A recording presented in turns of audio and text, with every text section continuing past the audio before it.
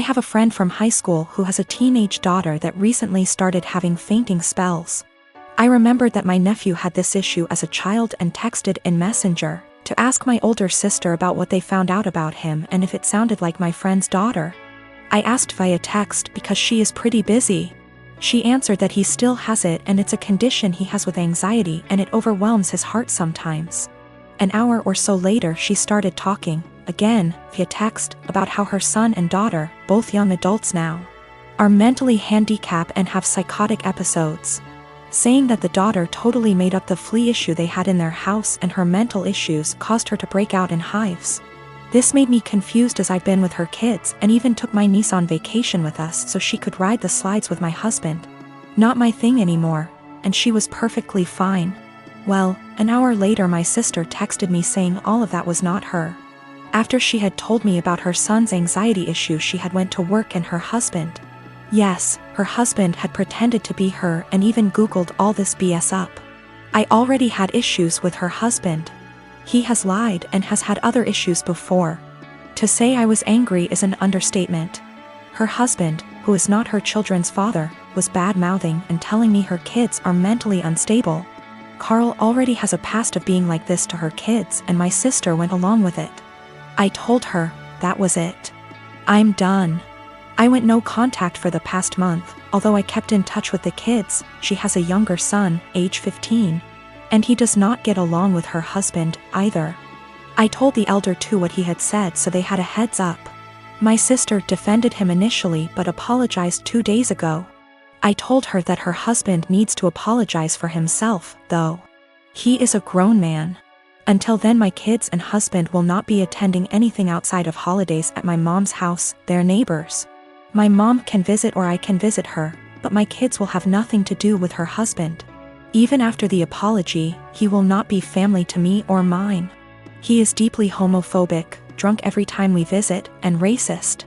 He is the reason my sister is not someone I want to raising my kids if something happened to us. My mom told me I should let it go, because family, but my husband backs me 100%.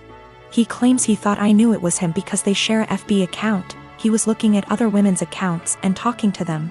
So my sister insisted they share an account so he would not do that. Even if it were him not pretending to be my sister, he was spreading lies about two people I care for deeply. I have a daughter, Sadie, with my ex-husband John.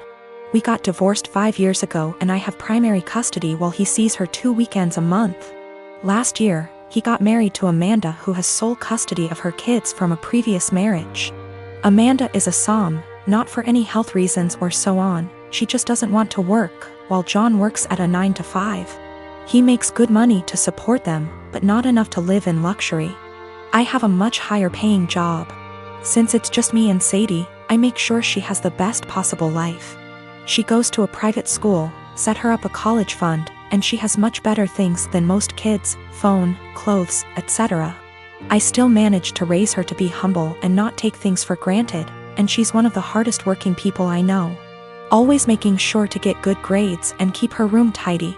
Well, the last few times she came back after a weekend at John's, I noticed that the clothes she was bringing back in her duffel are A, not her size, and B, much cheaper and poorer quality than what I usually buy for her.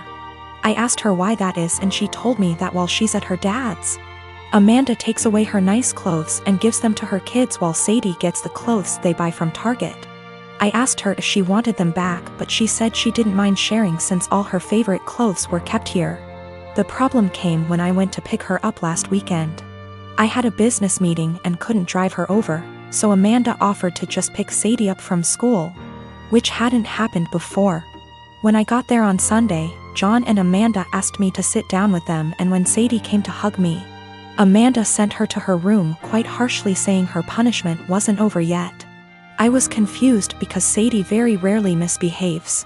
They sat me down in the kitchen and said that it was unfair for Sadie to be going to a private school while her kids go to a public one. So they decided that Sadie would be pulled out of private school and put in the same school as the girls. They also said I should keep up Sadie's punishment because when they told her, she blew up at them, told them it wasn't fair, and yelled that Amanda and her kids weren't even her real family, that all they did was steal. I told them in no uncertain terms to off.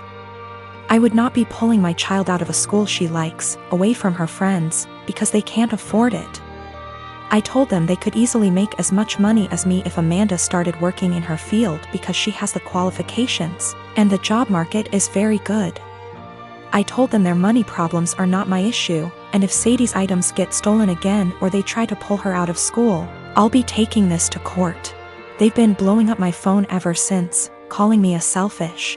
And after telling the story to a friend, he told me I was rubbing my success in their face. But I still don't feel like I did anything wrong. I got temporary guardianship while waiting for a court hearing. We're going to try to get full custody and have John get 1 day a week of visitation, supervised for at least the first few months, and no contact with Amanda or her kids. This way, he still sees Sadie just as much and they can try to repair their relationship, but she doesn't have to go back there. All contact between us is made through emails which are CC'd by my lawyer, and I've asked for Sadie's things back. I've talked to Sadie and we've decided that she's going to try therapy for a little while to help deal with everything that's happened. We've had the hearing and our custody arrangements been modified. Any and all decisions relating to Sadie are made by me, and me alone.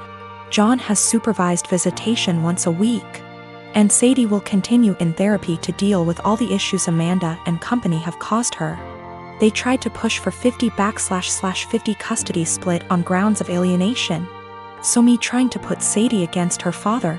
But we made it clear from the start that we wanted to keep Amanda and her children away, and wanted supervision only because we don't feel safe leaving him alone as of yet, but that we were open to modifications. Thanks to that, the proof of stealing, and Sadie's therapist's testimony, their claim was thrown out pretty quickly. Amanda's pissed, and has tried to contact me and Sadie, but I made it clear to her that if she keeps harassing me or my daughter, I'll have to make this known to the authorities. Sadie and I have blocked her everywhere, and any communication between John and us is made through text messages or emails only. I had been with Carrie for 10 years, best friends since we met at the age of 12 in high school. We had tons of amazing memories. We've traveled to several countries together and made long-term work for 3 years while separated due to studies. Last Thursday I proposed to her in St. Lucia, not in front of anyone mind you, I wanted it to just be private.